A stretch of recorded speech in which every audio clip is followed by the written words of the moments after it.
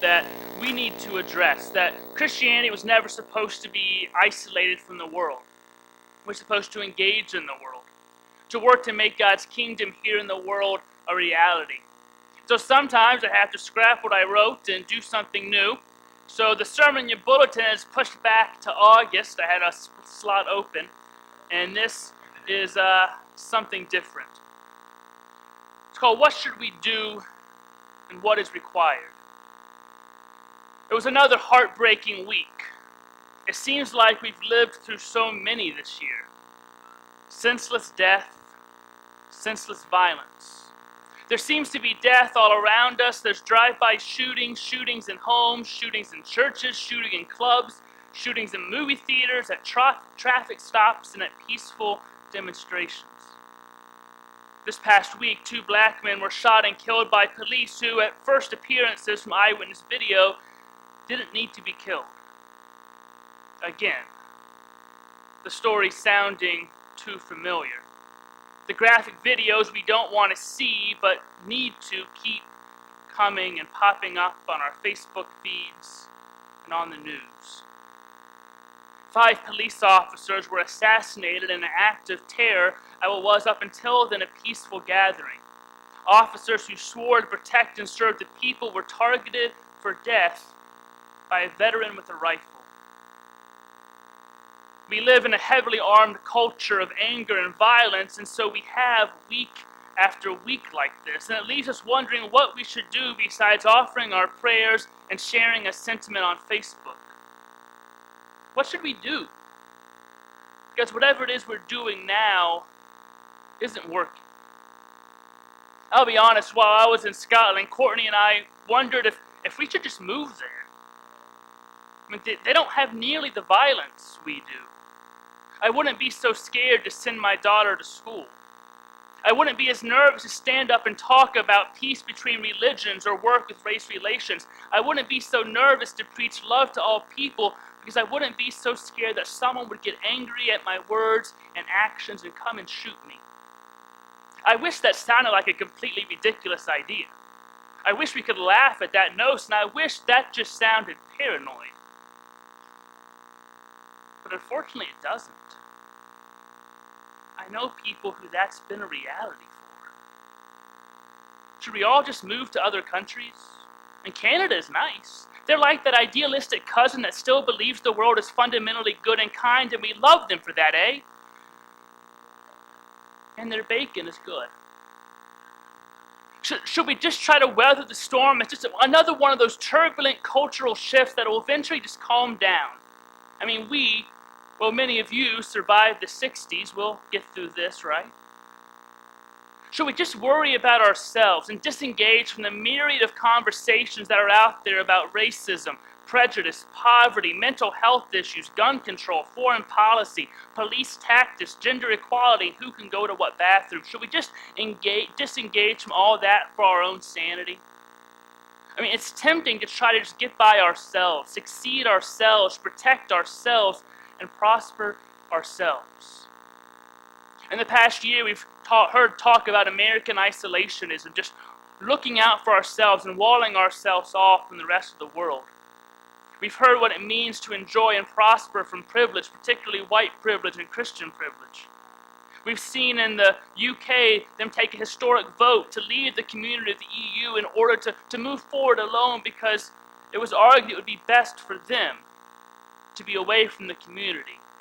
They need to look out for themselves first. It's tempting. Just go it on our own. See, we're at the edge of a dangerous precipice, and we each have a choice to make, to try to balance on our own and not fall over, or reach out and grab each other to anchor ourselves. Are we about justice or just us? What should we do? What is required? Perhaps we need to hear God's message to Israel and to us through the prophet Micah. It's Micah chapter 6, verses 6 through 8. He writes, "With what shall I come before the Lord and bow myself before God on high? Shall I come before him with burnt offerings, with calves a year old? Will the Lord be pleased with thousands of rams, with tens of thousands of rivers of oil? Shall I give my firstborn for my transgression, the fruit of my body for the sin of my soul? He has told you, O mortal, what is good. What does the Lord require of you but to do justice and love kindness and walk humbly with your God? It's not easy to know what to do in the midst of this pain and death and division our country and world faces. I admit just not wanting to have to deal with it. Just shut off Facebook, shut off the news, and watch Call the Midwife or something.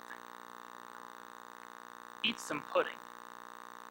It'd be nice just to not have to deal with it, to pretend it's not going on. It isn't directly affecting me yet. It's not here in Peoria yet. It hasn't cost me anything yet.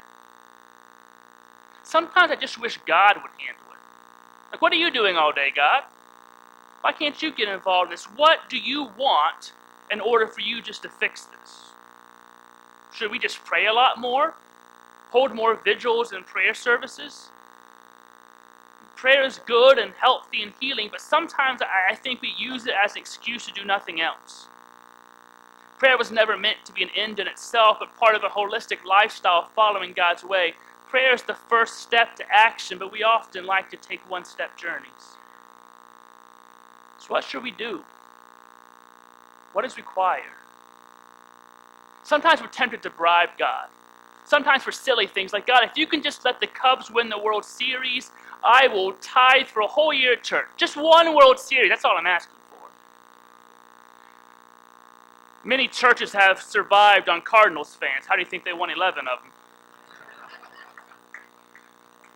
Sometimes we're tempted to more serious things like, God, if you can just save my loved one, if you can make a transplant come, I will do anything. I will build a church in your name. I will build an orphanage. I will give up my job and do mission work. Just save her life.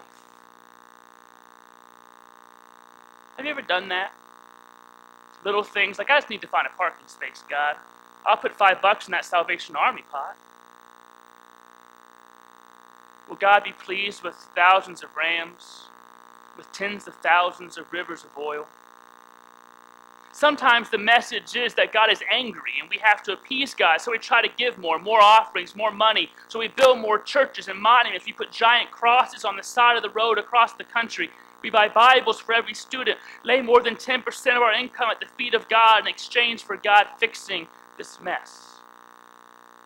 Is that what God requires? More money, more fame, more gifts? Is God angry and we have to buy God's forgiveness and grace? It's a lie that God is angry and desires to punish us.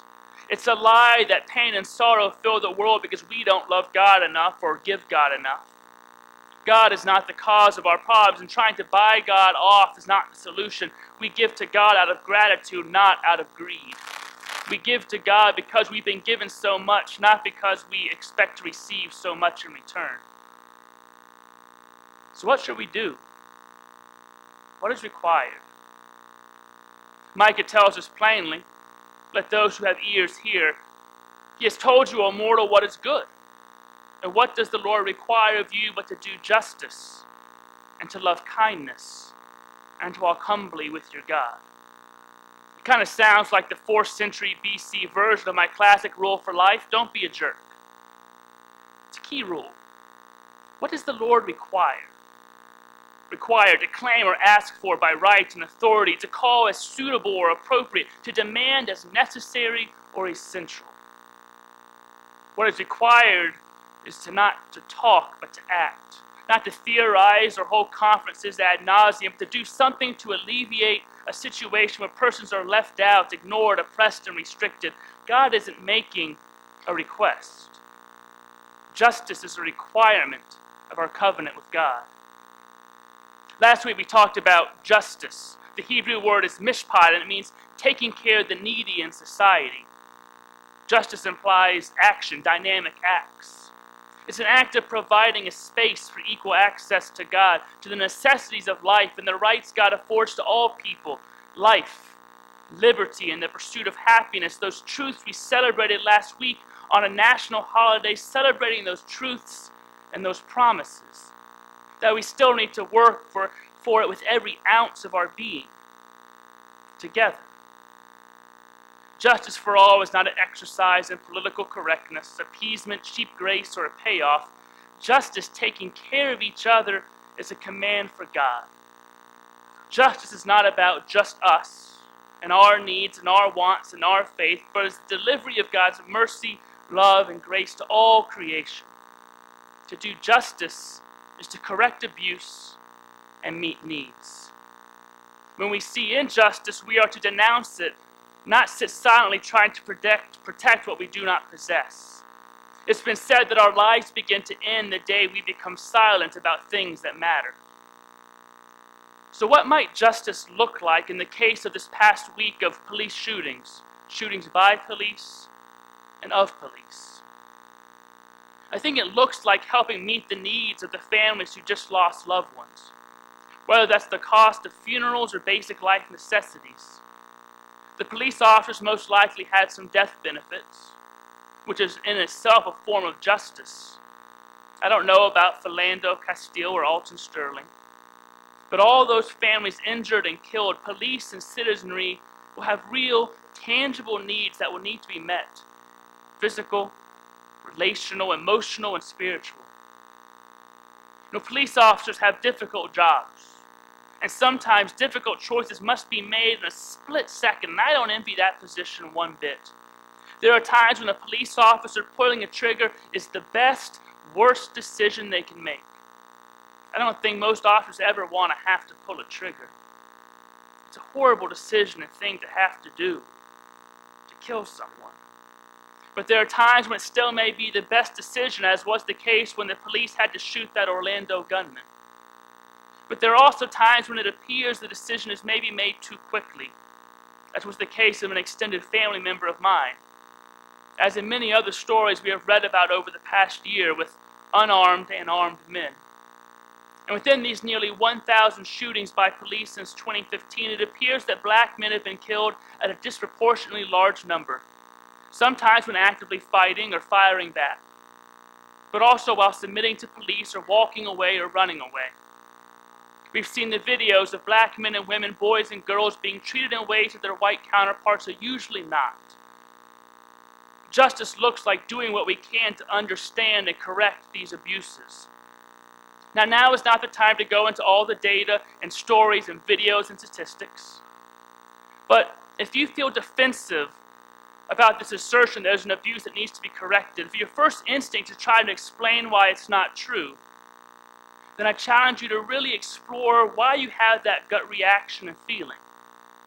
And I'd love to talk about that and work through that with you. Justice is working to correct these abuses, correct the thinking, the policies, the tactics, the teachings, and the attitudes that lead to the disproportionate amount of police violence and killing in the black community. Now, I am not a police officer or criminal justice expert, so I don't know what that would look like. But talking to people who have dedicated their lives to these things lead me to believe that any meaningful change would probably involve changing procedures and tactics, new forms of training of police, probably laws about carrying guns and gun ownership. But most of all, it would involve changing a lot of hearts, prejudices, and attitudes of both police and citizens. It means really listening and learning from each other and trying to walk around in someone else's skin for a bit. And all of this must be done while not demonizing or attacking the institution of law enforcement or those who wear a badge.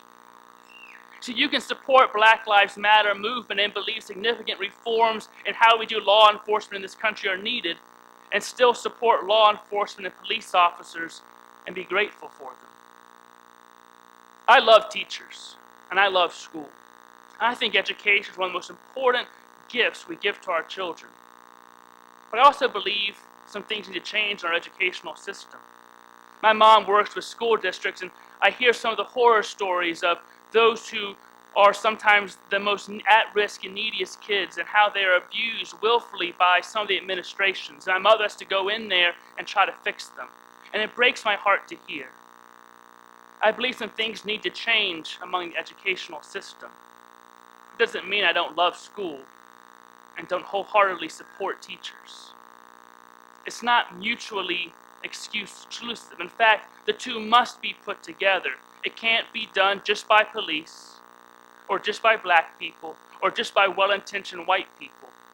We've seen glimpses of what this can look like. Police and citizens coming together to protect and serve one another. That's where we begin. We build on that. We still pay attention to the wrongs, and we don't discount them. But we also celebrate when things are done right, together. It's all of us, together. Just us, that's easy. Justice, that's hard. But that's what we should do. And that's what's required. Correcting abuse and meeting needs of all people, the need to be heard, understood, and feel safe. For police officers and for the black community. That's justice. That's not all that is required. We must love kindness. Can you imagine what life would be like if God treated us the way we treat other people? Our covenant with God is to treat others as God wants them to be treated, not as we decide they deserve. Do unto others as you would have them do unto you, not before they do it to you. Whatever we do to our brothers and sisters, we ultimately are doing to God and to ourselves. What affects one directly affects all indirectly. We must learn to love each other at least as much as we love ourselves. We must love kindness, and to love kindness, we must acquaint ourselves with it deeply and personally. Be kind to someone today for no other reason than just, I love kindness. I don't know you, but I love kindness. So I'm going to extend it to you. So what does loving kindness look like in the wake of these shootings? I read a story on Facebook that illustrates what loving kindness can look like in this set of circumstances. A woman named Natasha wrote that she went in this morning to a convenience store to get a protein bar. She says that as I walked through the door, I noticed that there were two white police officers, one about my age and the other several years older, talking to the clerk, an older white woman, behind the counter about the shootings that have gone on in the past few days. They all looked at me and they fell silent. I went about my business to get what I was looking for, and as I turned back up the aisle to go pay, the oldest officer was standing at the top of the aisle and watching me. As I got closer, he asked me, "How are you doing?" I said, "Okay, and you?" He looked at me with a strange look and asked me again, "How are you really doing?" I looked at him and said, "I'm tired." His reply was, "Me too." Then he said, "I guess it's not easy being either of us right now, is it?" I said, "No, it's not." And then he hugged me and I cried, and he cried. I'd never seen that man before in my life. I have no idea why he was moved to talk to me. What I do know is that he and I shared a moment this morning that was absolutely beautiful. No judgments, no justifications, just two people sharing a moment. That's what happens when two people love kindness. Moments are shared, bridges are built, and peace wins if only for a moment. Loving kindness. It's what we should do. It's what is required. Now, I don't know if you're aware of this, but everyone is an expert on everything now. If you have a Twitter, a blog, or a Facebook account, you get to be the expert on everything and announce your judgments on your digital soapbox for all the world to read. And if you don't do it digitally, you can do it around the card table, or the parking lot, or at the coffee shop. Everyone thinks they know best. How many posts did I read about what the Cincinnati Zoo should have done when the toddler fell into the gorilla enclosure from people who have never worked at a zoo, who know nothing of gorilla behavior, don't understand how tranquilizers work, who are not parents themselves, and don't understand the legal and civil suit ramifications of the entire event. But gosh darn it, they know exactly what should have happened because they read a CNN report. Have you run into that? Everyone knows best about everything. Every Monday morning, thousands of people know better than every single NFL coach about what call should have been played at what time. Because we watch football and have a fantasy team, so it's pretty much like we're a coach. We aren't humble. We think we know better than everyone who studies it, practices it, and lives it. We play guys thinking we know who deserves help and who doesn't, who the good guys are and who the bad guys are. We think we know who is saved and who is not, and we think we know how God would vote. We don't. we aren't walking humbly with God. What does it mean to walk humbly with God in the wake of these shootings this past week? I think it means not assuming we know everything a police officer has to consider and think about when making a stop or apprehending a subject. Sometimes bad choices are made and horrific things done, and sometimes courts and internal affairs get those things right, and sometimes they get them wrong. But most of us must admit we don't know what it is to be a police officer, to make life and death decisions, to feel threatened and have to decide so quickly what to do in response, to have to think about, am I going to come home to my child tonight, to my wife? And we rarely know all the facts of any given incident, so we shouldn't act or speak like we do and make quick judgments as soon as we see something. There are right and wrong choices. There are abusive and prejudicial practices and sometimes egregious and horrifying actions, but there are also honest mistakes and difficult circumstances, and we shouldn't pretend to always know the difference, to know the motivation of someone, to know what really happened. We're too quick to believe we know what's best, we know what's right, we know who the good guys are and who the bad guys are, who is innocent and who is guilty, and that we know whose account to believe. Often we found that those who were standing by and watching and witnessing were lying. It's come out as truth sometimes. And it's also been shown that police officers have flat out lied about what happened. How are we to know? Do we know better than anyone else? We're quick to make judgments, so we're not humble. We have to walk humbly, which often means walking in silence and listen to those stories of people who do know, who do practice it, who do live it. And we must acknowledge that most of us don't know what it means to be black in America. We don't know being pulled over constantly for small infractions and having an officer assume we must be guilty of something. Recently, a black police chief shared his own experiences of that happening over and over again. It was eye-opening. We don't know the fear of having to make sure we do and say everything exactly right when stopped by a police officer for fear of something much worse than a ticket. Most of us don't understand the pain of a parent who knows people are afraid of their child because of his size and his skin color. Most of us don't know what it is to live under the weight of centuries of lawful oppression and systematic prejudice. We don't know. We shouldn't assume we know what black men should do when approached by an officer. We don't know if they have done this or if they had done that, everything would have been okay. I've heard too many stories of black men who tried to do it all right and were still beaten, battered, or killed. We don't know or understand, and it's okay to admit we don't know or understand. We don't understand what it is to be black and American and what that means on a day-to-day basis, so we cannot judge their anger. But we can and should work together to correct abuses and injustices that anger can and has led to.